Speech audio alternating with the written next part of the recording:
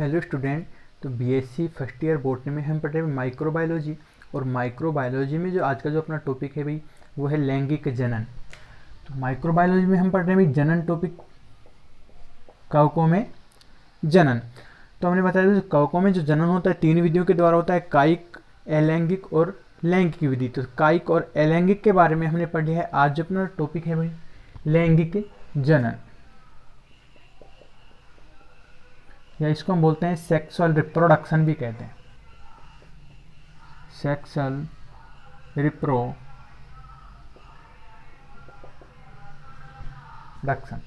ठीक है। अब इसमें जो लैंगिक जनन की जो प्रक्रिया होती है वो 3 चरणों में संपन्न होती है। जो कवकों में जो लैंगिक जनन पाया जाता है उसके लिए 3 चरण होते हैं। ये 3 चरण कौन कौन से होते हैं? एक तो होता है कोशिका द्रव्य लयन, दूसरा होता है केंद्रक लयन, ठीक है, और जो तीसरा होता है अर्धसूत्रण। तो 3 चरणों में होता है। तो इसमें हम लिखेंगे कि भाई जो कवकों में जो लैंगिक जनन होता है, कवकों में लैंगिक जनन 3 चरणों में होता है। पहला हमने बता दिया भाई क्या होता है, कोशिका द्रव्य लयन, कोशिका द्रव्य लयन,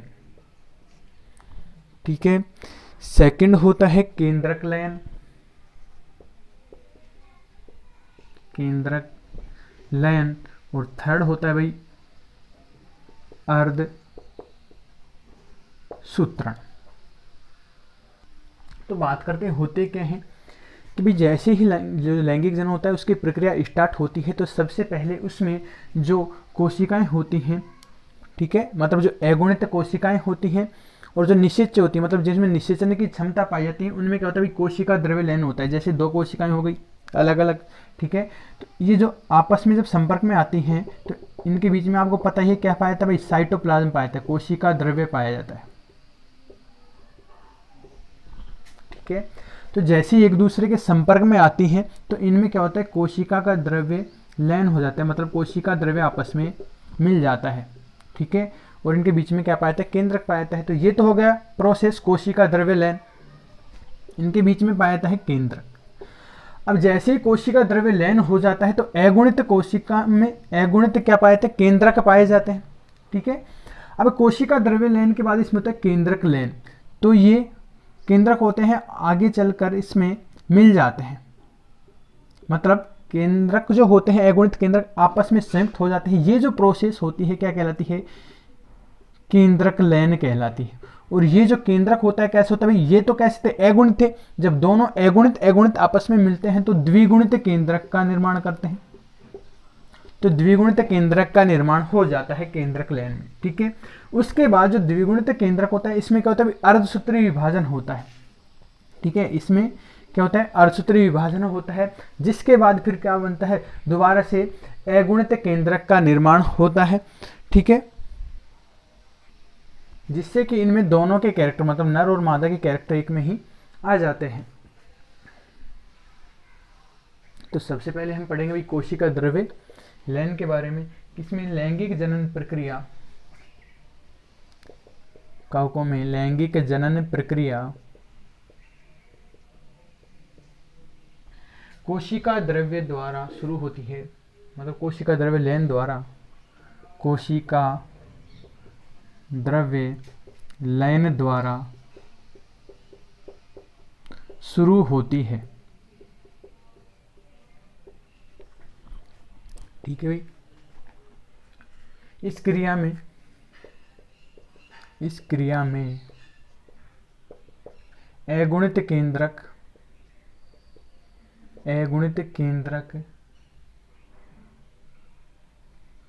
तथा निषेच्य जीव द्रव्य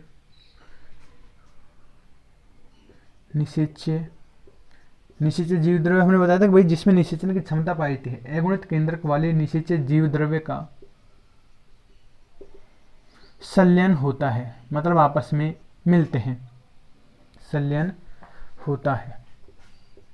तो वो प्रोसेस क्या कहलाती है भाई, कोशिका द्रव्य लयन कहलाती है, ठीक है। मतलब 2 अगुणित केंद्रक आपस में मिलते हैं, उनका साइटोप्लाज्म मिलता है, कोशिका द्रव्य लयन कहलाता है। सेकंड जो भाग होता है इसका केंद्रक लयन होता है। तो अगुणित जो कोशिकाएं होती हैं उनमें क्या पाया जाता है, केंद्रक पाया जाता है। कोशिका द्रव्य लयन के बाद इसमें क्या होता है, केंद्रक लयन होता है। तो कोशिका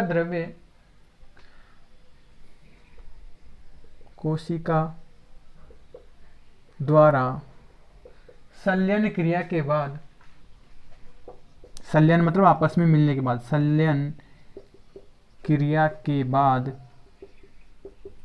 निषेच्य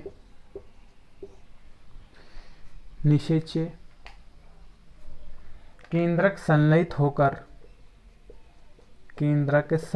होकर एक द्विगुणित केंद्रक का निर्माण करते हैं। एक द्विगुणित केंद्रक का निर्माण करते हैं। ठीक है, भी बताया था कि भाई इनमें कोशिका द्रव्य लयन हो गया, मिल गए। उसमें क्या होता है, केंद्रक होता है, उसके बाद केंद्रकों का लयन होता है। ये जो प्रोसेस होती है क्या कहलाती है, केंद्रक लयन कहलाती है। इसको हम बोलते हैं कैरियोगेमी भी कहते हैं। तो इस प्रक्रिया को, मतलब केंद्रकों के मिलने को, इस प्रक्रिया को केंद्रक लयन या कैरियोगेमी कहते हैं। कैरियो का मतलब क्या होता है, भी केंद्रक होता है, तो कैरियोगेमी कहते हैं। ठीक है। थर्ड जो प्रोसेस होती है उसमें क्या होता है, अर्धसूत्रण, मतलब कि इसमें जो द्विगुणित जो केंद्रक का निर्माण होता है उसमें अर्धसूत्री विभाजन होता है। तो केंद्रक लयन के बाद द्विगुणित केंद्रक में अर्धसूत्री विभाजन होता है। द्विगुणित केंद्रक में अर्धसूत्री विभाजन होता है।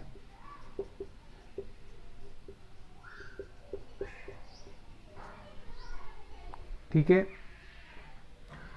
जिससे फिर क्या होता है, अगुणित केंद्रकों का निर्माण होता है, जिससे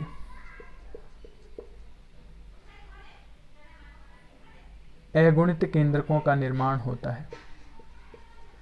अगुणित केंद्रकों का निर्माण होता है। ठीक है। अब उसके बाद बात करते हैं कि भाई जो लैंगिक जनन के प्रकार की जो कवक होती हैं, इनमें जो लैंगिक जनन होता है वो 3 प्रकार से होता है। एक तो होता है समयुग्मन, दूसरा होता है असमयुग्मन और तीसरा होता है विषम प्रकार का युग्मन। तो भाई अपना टॉपिक है इसमें लैंगिक जनन के प्रकार। लैंगिक जनन प्रकार, तो इसमें लैंगिक जनन प्रकार की बात करें तो यह 3 प्रकार का होता है। ठीक है, यह 3 प्रकार का होता है। सबसे पहला जो प्रकार होता है समयुग्मन,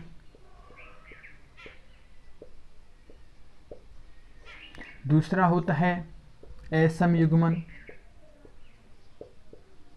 और जो तीसरा प्रकार होता है विषम युग्मन। ठीक है, तो 3 प्रकार कौन से हुए, समयुग्मन, असमयुग्मन, विषम युग्मन। सबसे पहले हम बात करते हैं समयुग्मन में क्या होता है।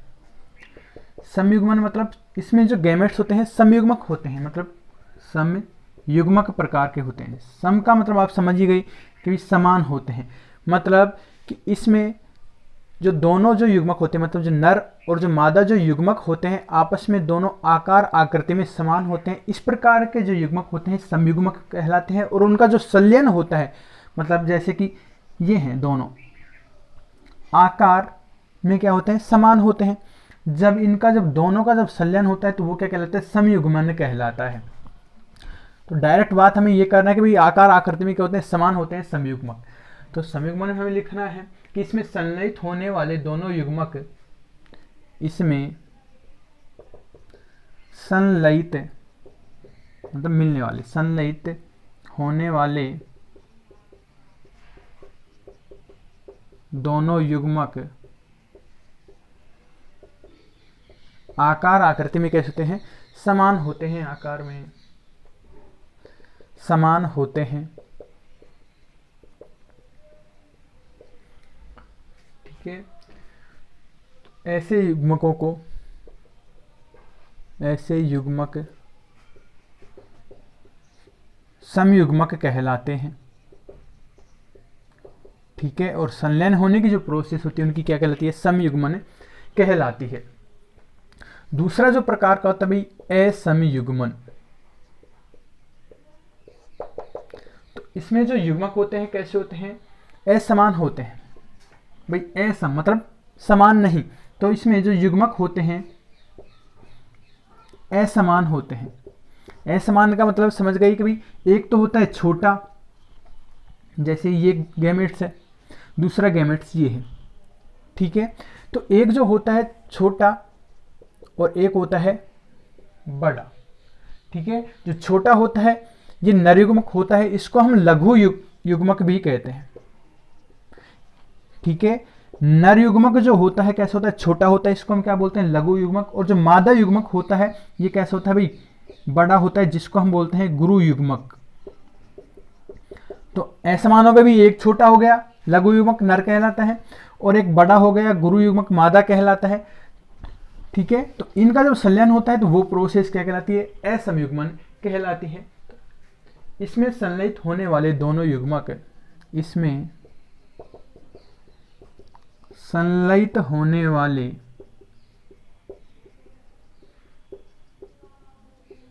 दोनों युग्मक, संलयित होने वाले दोनों युग्मक आकारिकी में असमान होते हैं।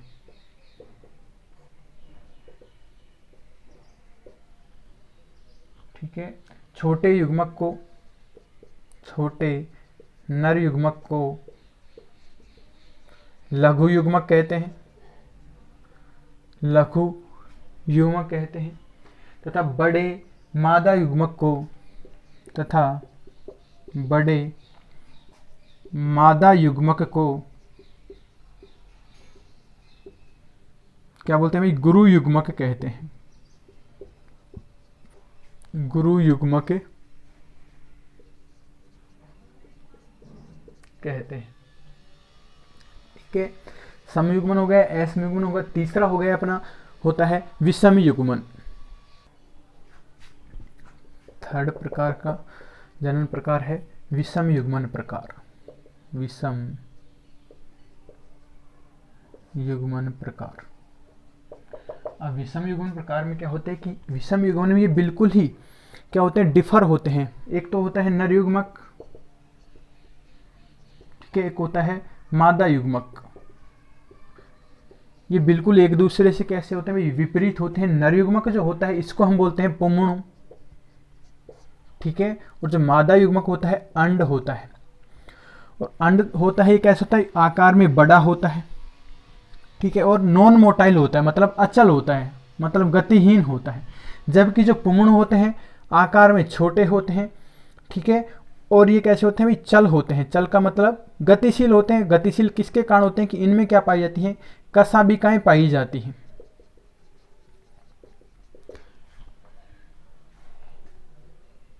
ठीक है, तो ये जो होते हैं कैसे होते हैं, विषम युग्मन होते हैं।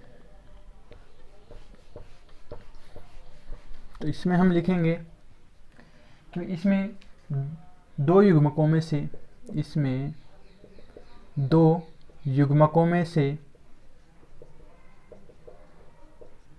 एक